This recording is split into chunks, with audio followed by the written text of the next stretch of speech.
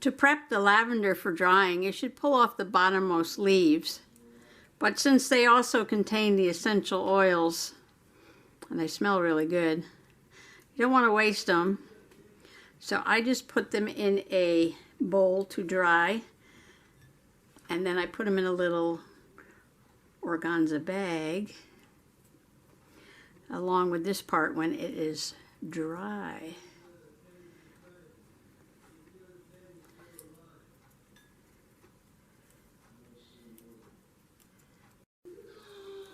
And now you take the leaves off, because this is the part where you're going to put the elastic band to hold it together while you hang it up to dry. And hanging is a really good method. You hang them upside down. And you use elastic band because as the stems dry, they shrink a little bit. And this way, the elastic band will still hold them. If you tie them with a ribbon or something while they're drying, when the stems get a little smaller as they shrink, the ribbon will be too loose and they'll just stop falling out. So here we have a really nice bundle of 2, 4, 6, 8, 10, 12, 13, 14, 15 lavenders. And I think I'm going to do a little bit of a lavender sketch before I hang them up to dry. I have a hook where I have some other lavender drying. And this is pretty dry already. You see how they shrink up, change color a little bit. This is probably ready to cut up and put in a bag. I put them in these little bags. And then you can use them like for a sachet or something. And give them away as little gifts. I did a very light pencil sketch of the bunch of lavender. I know it's hard to see, but I'm going to put some watercolors on here.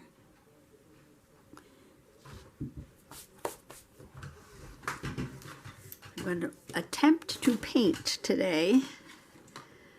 I used to like to paint like every single day, and when you do it every day, it's like practicing the piano every day, you get better. And then you don't do it for a while and you get a little rusty. So I'm going to start with some light green and do the stems and leaves first. Just going to try and be kind of delicate with it.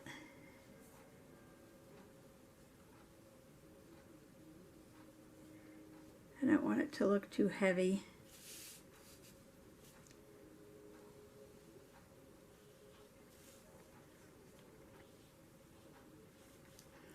I drew the leaves and the stems, but I did not draw the flowers. I'll put them in after.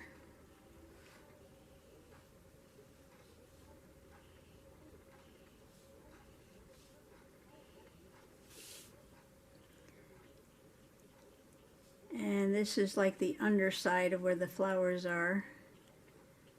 And the purple will go on these little green bunches here. And it has little flowers in between the leaves, like right there.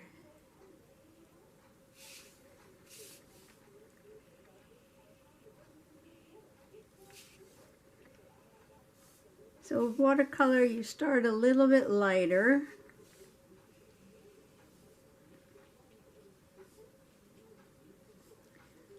And work your way to dark.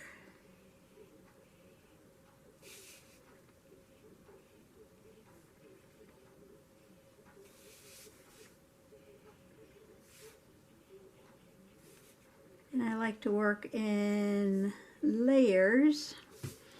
Some people like to put all their watercolor down at one time. But I guess everybody does it a little bit differently. And that's okay. I'm not here to teach you how to paint watercolors because I never went to art school. I'm just showing you how I do it.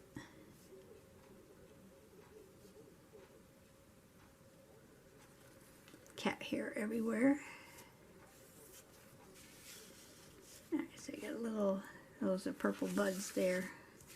How many stems I make? 1, 2, 3, 4, 5. 5 stems, okay. Okay, we're gonna give this a quick dry. You can also work wet and wet, but this is such a small space here to paint that might not work out for me today. Now I'm adding a little bit darker green.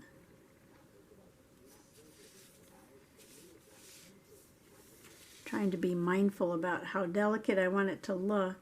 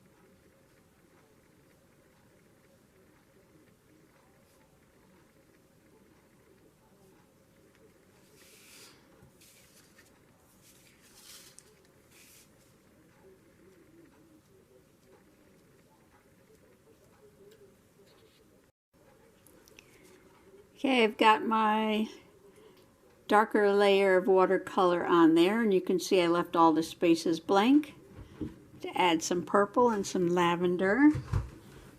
Cats are jumping all around here. Okay, I have a little bit of white gouache to mix with some purple watercolor, and I'm going to start with just a very light layer of lavender. Don't forget the little flowers that are in the axis of the leaves there, between the stem and the leaves. And I'm not a botanical artist, so I'm not going for a whole lot of detail here. Botanical artists are wonderful people who use the smallest brushes possible and put in lots and lots of gorgeous detail. And if I did that, I'd do probably 1 journal page a month. So when you do nature journaling, you learn to sketch and paint a lot quicker.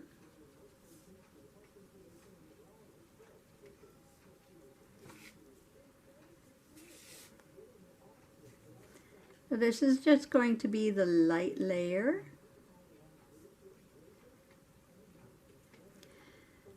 I have 2 lavender plants, and it seems like the animals don't like to munch on it. So I might go buy some more because they seem to be eating everything else in my yard.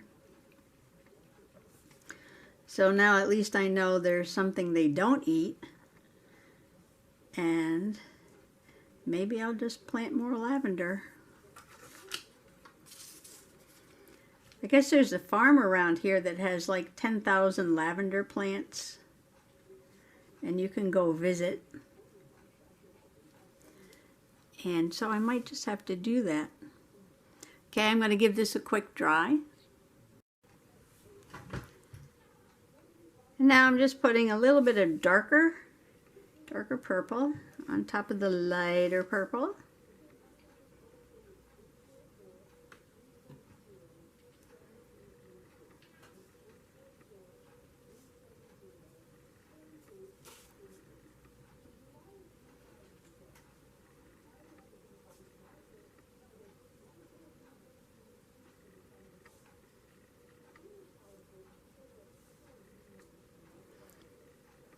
Again, not worrying too much about detail.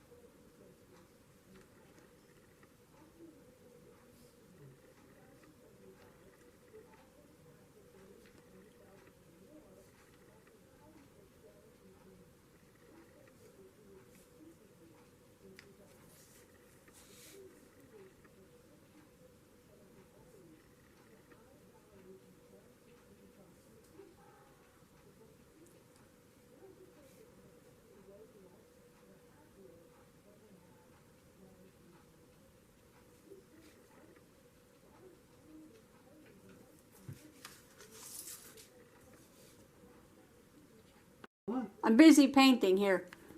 You don't want to paint? No.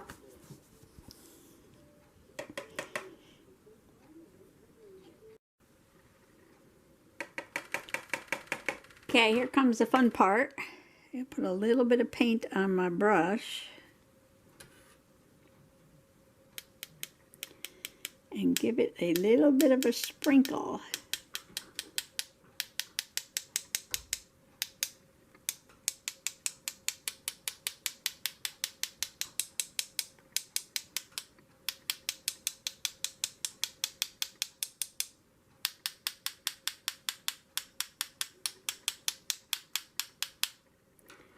Just like that.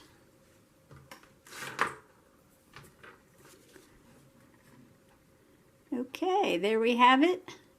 And I'm just going to give it a few minutes to dry. I'll do my journaling. And I made this a little bit smaller than the page in the journal so I can put maybe a background before I glue it in and do my journaling right there. I don't know if I had to add any ribbons or anything. Let me think about it while this dries. I like this dark purple for the background. And I was thinking of adding just a little bit of trim across the top and maybe with a little bow. And try and keep this page simple because I've got my painting on this page, and I've been trying to keep my pages flat and not put a lot of puffy stuff on them. But I'm still looks like I'm starting to trash the spine on this journal, so I hope it doesn't fall apart. Although I guess if it comes apart we can try and put it back together again. Alright, so what I have to do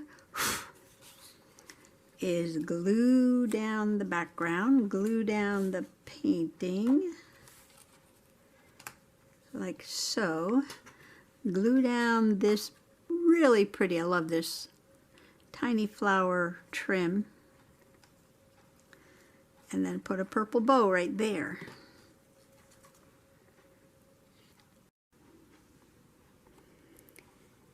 And there you have it, my lavender harvest page. I did add a bow, and I added one of those little lavender gem charms from the Dollar Tree. And these were gifted to me, and I love to use things that people gift me.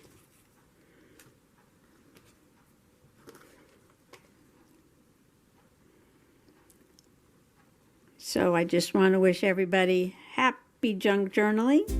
Thanks for coming along today. Bye-bye now.